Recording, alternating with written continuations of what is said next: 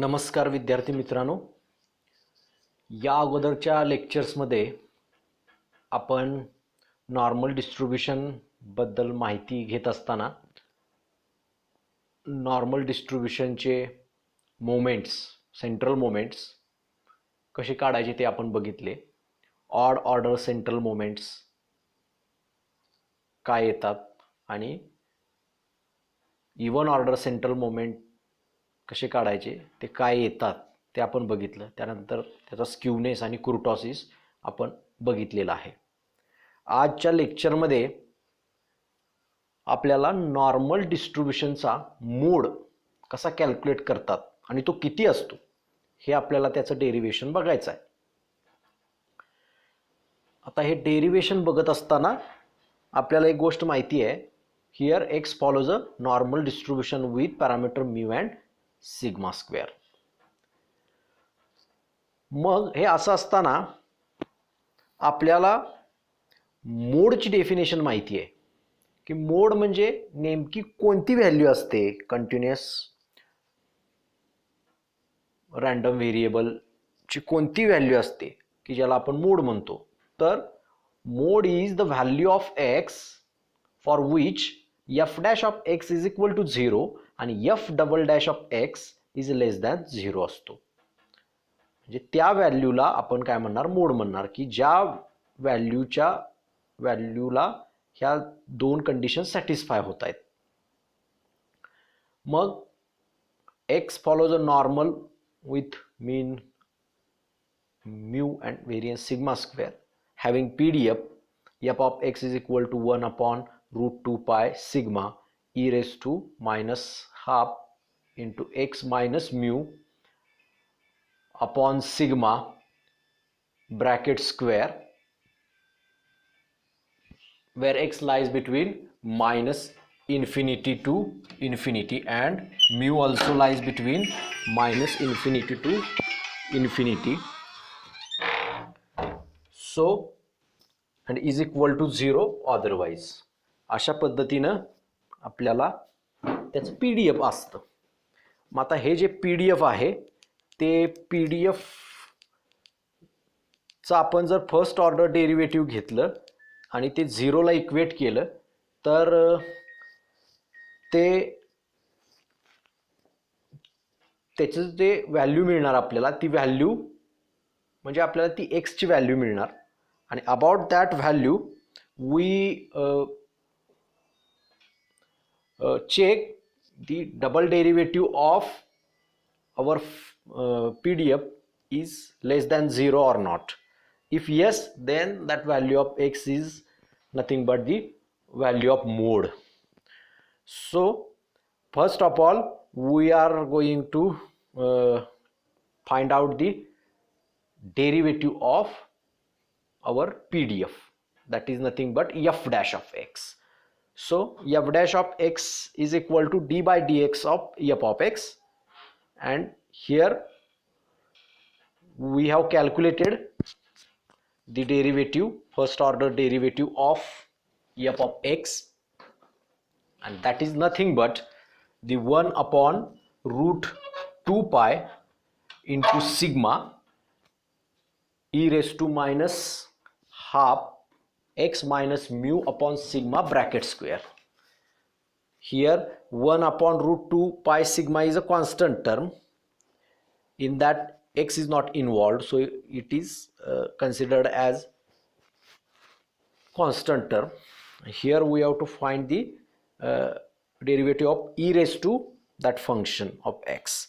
So derivative of that is nothing but constant into e raised to that function of x into the derivative of that function. So derivative of that function म्हणजे जो e ची power आहे त्याचं derivative आता आपल्याला multiplier मध्ये घ्यावं लागेल. म्हणजे -1 half x minus upon sigma bracket square हे जे आहे पॉवर मध्ये e च्या, त्याचं डेरिव्हेटिव्ह आपण मल्टिप्लायर मध्ये घेतो. हे आपल्याला कॉमन रूल आहे आपला डेरिव्हेटिव्हचा. आपण हे डेरिव्हेटिव्ह या पद्धतीने घेत असतो. मग ते डेरिव्हेटिव्ह काय येईल बघा, तर -1 हाफ कॉन्स्टंट तसाच आहे, तो तसाच येईल. जो ब्रॅकेटचा स्क्वेअर आहे तो स्क्वेअर इकडं परत मल्टिप्लायर होईल. So 2 into X minus mu upon sigma आणि परत त्यामध्ये काय होईल एक्स अपॉन सिग्माचं डेरिव्हेटिव्ह 1 अपॉन सिग्मा अशा पद्धतीने मला ते मिळेल. मग हे डेरिव्हेटिव्ह काय झालं तर त्यातली बाहेर स्क्वेअर ब्रॅकेटच्या बाहेर जी टर्म दिसते तुम्हाला ती म्हणजे काय तर एफ ऑफ एक्सच आहे. वरतीची टर्म आहे तीच आहे. मग त्याबद्दल मी काय लिहिलं एफ ऑफ एक्स असं लिहिलं. आणि मग काय पुढं तर ब्रॅकेटमधला जो डिनॉमिनेटरचा 2 आहे न्यूमरेटरचा 2 आहे तो कॅन्सल होईल आणि मला minus x minus mu upon sigma square अशी टर्म मिळेल एफ डॅश ऑफ एक्स. मग आता ही टर्म मी काय केली तो मायनस आहे तो बाहेर घेतला. So that gives minus F of X into bracket x minus mu upon sigma square अशा पद्धतीने मला ते मिळेल. मग मी काय केलं आता ती झिरोला इक्वेट केलं. F dash of X is equal to 0 ही पहिली आपली कंडिशन आहे किंवा पहिली आपली नेसेसरी आणि सफिशियंट कंडिशन म्हणूया आपण त्याला. तर ती F dash of X is equal to 0ला इक्वेट केलं तर मला एक्सची व्हॅल्यू काय मिळते बघूया आपण. मग F dash of X is nothing but minus F of X into X minus mu upon sigma square हे जे आहे ते काय झालं मग 0ला इक्वेट झालं. त्याच्यावरनं मला X minus mu upon sigma स्क्वेअरची व्हॅल्यू 0 मिळाली. त्याच्यावरूनच X minus mu is equal to 0 आणि एक्स इज इक्वल टू 0 अशी मला व्हॅल्यू मिळाली पहिल्या कंडिशनवर. Sorry X is equal to 0 so X minus mu is equal to 0 so X is equal to mu अशी मला व्हॅल्यू मिळाली. X equal to mu is the value of X from first equation और first necessary and sufficient condition. मग आता ही एक्सची value जी आहे ती आपण काय करणार आहोत एफ डबल डॅश म्हणजे डेरिव्हेटिव्हचं जे सेकंड PDF जे सेकंड ऑर्डर डेरिव्हेटिव्ह आहे त्यामध्ये आपण X equal to mu value put केल्यानंतर ती लेस दॅन 0 येते का ते आपल्याला चेक करायचं आहे. म्हणजे निगेटिव्ह येते का ते आपल्याला चेक करायची आहे. त्यासाठी आपल्याला काय करावं लागेल जे PDF आहे त्याचं double derivative second order derivative आपल्याला काय करावं लागेल काढावं लागेल. मग PDFचं सेकंड ऑर्डर डेरिव्हेटिव्ह म्हणजेच एफ डॅश ऑफ एक्सचं derivative. So F double dash of X is nothing but D by D X of F dash of X आणि एफ डॅश ऑफ एक्सची व्हॅल्यू काय minus F of X into X minus mu upon sigma square आहे. मग आता दोन फंक्शनचं इथं multiplication आहे. तो मल्टिप्लिकेशन रूलनुसार आपण तिथं डेरिव्हेटिव्ह काढणार. मग मायनस जी टर्म आहे ती मायनस जो आहे तो बाहेर येईल ब्रॅकेटच्या आणि मल्टिप्लिकेशन रूलनुसार आपण F of X into X minus mu upon sigma स्क्वेअरचं डेरिव्हेटिव्ह काय येईल 1 upon sigma square plus X minus mu upon sigma square तसा येईल आणि एफ ऑफ एक्सचं डेरिव्हेटिव्ह काय एफ डॅश ऑफ एक्स तर तसं त्या पद्धतीने तिथे येईल. तर मग नेक्स्ट टर्मला काय केलं तर एफ डॅश ऑफ एक्स जो आहे तो एफ डॅश ऑफ एक्स आपल्याला वरती माहिती आहे त्याची व्हॅल्यू आपण पहिल्या कंडिशनमध्ये काढलेली आहे तर ती आपण इथं पुट केली एफ डॅश ऑफ एक्सच्या ठिकाणी तिथं पुट केली. मग minus into square bracket F of x upon sigma square plus X minus mu upon sigma square into minus F of X into X minus mu upon sigma square अशी मी value put केली. मग आता इथं काय आहे बघा सगळे multiplier आहेत. डिनॉमिनेटरला सिग्मा स्क्वेअर असं मल्टिप्लायर आहे तर त्यातून मी काय केलं सिग्मा स्क्वेअर कॉमन काढला आणि न्यूमरेटरमधून काय केलं तर एफ ऑफ एक्स कॉमन काढला. त्यामुळं काय राहील बघा F of x upon sigma square आणि तो मायनस तसाच आहे ब्रॅकेटच्या बाहेरचा तर minus F of x upon sigma square into bracket 1 minus काय टर्मला मायनस का आलं तर ते ब्रॅकेटमध्ये जो मायनस आहे तो मायनस तसाच तिथं आलेला आहे. सो मग आपण त्यामधली काय टर्म आपल्याला शिल्लक राहील तर एक सिग्मा स्क्वेअर बाहेर आलेला आहे एफ ऑफ एक्स बाहेर आलेला आहे. So X minus mu into X minus mu bracket square upon sigma square ही टर्म आपल्याला ब्रॅकेटमध्ये राहील कॉमन काढल्यानंतर. आता ह्या टर्ममध्ये आपण काय करणार आहोत एक्स इक्वल टू म्यू ही व्हॅल्यू पुट करणार आहोत आणि मग आपल्याला जी काय फायनल व्हॅल्यू मिळते ती लेस दॅन 0 मिळते का हे बघायचं आहे. तर एक्स मायनस म्यू ही एक्स इक्वल टू म्यू ही व्हॅल्यू पुट केली तर स्क्वेअर ब्रॅकेटमध्ये समजा ती पुट केली आपण, तर आपण बघा नेक्स्ट टर्म आपल्याला काय मिळेल, F of mu upon sigma square into square bracket 1 minus mu upon sigma square, mu minus mu bracket square upon sigma square. आता mu minus mu bracket square upon sigma square is 0. So only minus F of mu upon sigma square असं आपल्याला मिळेल F dash of x. पण ह्याच्यावरनं निश्चितपणानं आपल्याला लक्षात येत नाही की PDF म्हणजे ती व्हॅल्यू निगेटिव्ह आहे का. त्यामुळे एफ ऑफ म्यूची व्हॅल्यू आपण काढून बघू कॉन्स्टंट काय येते आपले F of mu. So F of mu म्हणजे काय करणार आहेत, एफ ऑफ एक्स जो आपला आहे अशा पद्धतीनं इथं आता मी लिहिलेलं आहे, तर त्यामध्ये एक्सच्या जागी म्यू आपण लिहिणार, काय येतं ते बघणार. तर एफ ऑफ म्यू अशी व्हॅल्यू मी पुट केली, एफ ऑफ म्यू काढला मी, तर काय मिळेल बघा, F of mu is equal to 1 upon root 2 pi into sigma e raise to minus 1/2 into bracket mu minus mu upon sigma bracket square. आता म्यू मायनस म्यू म्हणजे 0 येईल. सो जो जी ईची सगळी पॉवर आहे ती 0 होईल आणि ईची power 0 that is nothing but 1. त्यामुळे फक्त आपल्याला एफ ऑफ म्यू काय मिळेल, 1 upon root 2 pi into sigma असा फक्त मला एफ ऑफ म्यू मिळेल. मग ती एफ ऑफ म्यूची व्हॅल्यू मी काय केली, इक्वेशन 1 मध्ये पुट केली, तर एफ डॅश ऑफ एक्स मला काय मिळेल, equation 1 becomes F double dash of X is equal to minus 1 upon root 2 pi into sigma cube. आणि ही टर्म आता तुम्हाला माहिती आहे की सिग्मा हा ऑलवेज नॉन निगेटिव्ह असतो, रूट 2 पाय ही व्हॅल्यू पण नॉन निगेटिव्ह असेल, त्यामुळे ह्या सगळ्या टर्मला मायनस साइन आहे. सो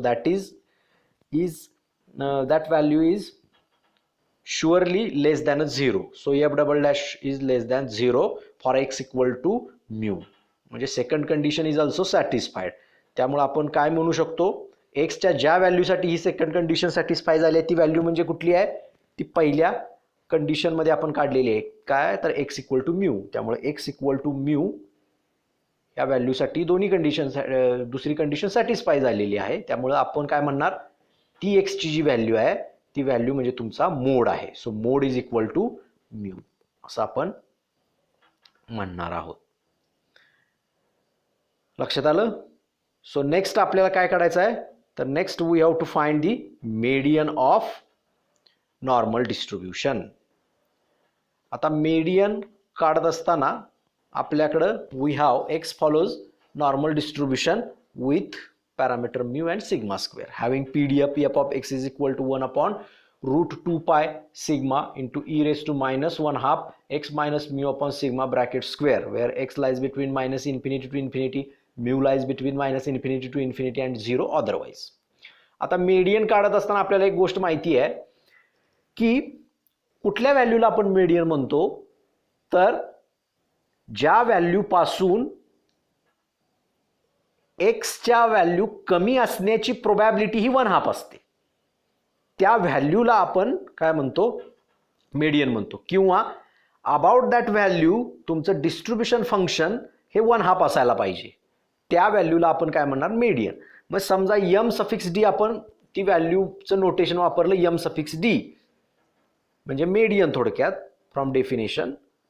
तर probability that X is less than median or m suffix d is equal to 1/2 from the definition of median. हे आपल्याला माहिती आहे. मग probability that X is less than equal to median हे आपण कसं लिहिणार, तर integration minus infinity to median F X D X and that is equal to 1/2 असं आपण लिहिणार. मग एफ एक्सची व्हॅल्यू म्हणजे PDF ऑफ नॉर्मल डिस्ट्रीब्युशन ती आपण पुट केली नेक्स्ट स्टेपला. Integration minus infinity to median 1 upon square root 2 pi into sigma e raised to minus 1/2 into x minus mu upon sigma bracket square dx is equal to 1/2. अशा पद्धतीनं आपण ती fx लिहिल्यानंतर आपल्याला हे मिळेल. आता ह्यामध्ये काय करायचं आपण, तर x minus mu upon sigma ह्याला आपण z असं म्हणायचं किंवा त्याला पुट करायचं, x minus mu upon sigma बद्दल z पुट करायचं. त्यामुळे आपल्याला x ची व्हॅल्यू काय मिळेल, म्यू प्लस सिग्मा z अशी मिळेल आणि dx ची व्हॅल्यू सिग्मा डी झेड अशा पद्धतीनं मला मिळेल. मग ते पुट केल्यानंतर मला काय बघा, मला टर्म ज्या मिळणार आहेत त्या झेड मधल्या मिळणार आहेत. त्यामुळे माझ्याकडे एक्सची रेंज आहे -इन्फिनिटी टू मेडियन. मग झेडची काय असेल तर एक्सची रेंज जर -इन्फिनिटी टू मेडियन असेल इथं सॉल्व करण्यासाठी, तर झेडची रेंज जी मला मिळते ती -minus infinity to median minus mu upon sigma. म्हणजे एक्सच्या टर्म आपण तिथं पुट, एक्सच्या व्हॅल्यूज आपण पुट करणार. थोडक्यात लिमिट, एक्सचे लिमिट आहेत किंवा रेंजच्या व्हॅल्यू आहेत त्या आपण तिथं पुट करणार. तर त्यानुसार मला झेडची व्हॅल्यू मिळते. मग एक्सचं इंटिग्रेशन -इन्फिनिटी टू मेडियन, याचाच अर्थ झेडचं integration -infinity to median minus mu upon sigma पर्यंत, असा अर्थ आहे त्याचा. So integration -infinity to median minus mu upon sigma 1/√2π into sigma e⁻z² sigma dz is equal to 1/2. मग इथं परत सिग्मा सिग्मा काय होईल, कॅन्सल होईल आणि तुम्हाला 1/√2π e⁻z² dz is equal to 1/2 असं मिळेल. आता इंटिग्रेशन -इन्फिनिटी टू सी असं लिहिलंय, म्हणजे C where C is equal to आपण काय घेतलाय, median minus mu upon sigma असं घेतलेलं आहे आपण. म्हणजे याचा अर्थ काय इथं आहे, the probability that Z is less than equal to C is equal to 1/2. तुमचं जे स्टँडर्ड नॉर्मल व्हेरिएट आहे ते सी पासून लहान असण्याची जी प्रोबॅबिलिटी आहे ती 1/2 आहे, असं आपल्याला या इंटिग्रेशनवरनं लक्षात येते. मग आता हे कुठल्या सिच्युएशनमध्ये असतं तर बघा, for standard normal distribution probability that -infinity is less than Z is less than 0 is equal to 1/2 असते आणि probability that 0 is less than Z is less than infinity is equal to 1/2 असते स्टँडर्ड नॉर्मलच्या सिनेरिओमध्ये. म्हणजे 0 पासून खालच्या इंटरवलची probability, खालच्या इंटरवलमध्ये Z लाई होण्याची probability ही 1/2 असते आणि 0 पासून वरच्या इंटरवलमध्ये इन्फिनिटीपर्यंतच्या इंटरवलमध्ये झेड लाई होण्याची प्रोबॅबिलिटी 1/2 असते. मग इथं काय, सी पासून खाली लाई होण्याची प्रोबॅबिलिटी 1/2 आहे. म्हणजे ह्याचा अर्थ सी कोण आहे तर सी 0 आहे. याचा अर्थ म्हणजे सी हा पॉईंट जो आहे तो 0च आहे, कारण 0 पासूनच झेड खाली असण्याची प्रोबॅबिलिटी 1/2 असू शकते. स्टँडर्ड नॉर्मल डिस्ट्रीब्युशनची ती प्रॉपर्टी आहे. त्यामुळे तुमचा सी काय असणार आहे, 0 असणार आहे from this. So C is equal to 0. Therefore मग सी इज इक्वल टू 0 असेल तर सी म्हणजे काय घेतलंय आपण इथं, median minus mu upon sigma. म्हणजे सी 0 असेल तर median minus mu upon sigma तुमचा काय आला पाहिजे, 0 यायला पाहिजे. So that is a 0 from the property of standard normal distribution. मग median minus mu upon sigma is 0, then median minus mu is equal to 0 आणि median is equal to mu. So अशा अर्थानं आपल्याला काय मिळाला, मेडियन इज इक्वल टू काय मिळाला, mu मिळाला. So in this way we have found the value of median for the normal distribution. So in today's lecture we have derived the mode and median of normal distribution. Okay, so today here we are going to stop. Thank you.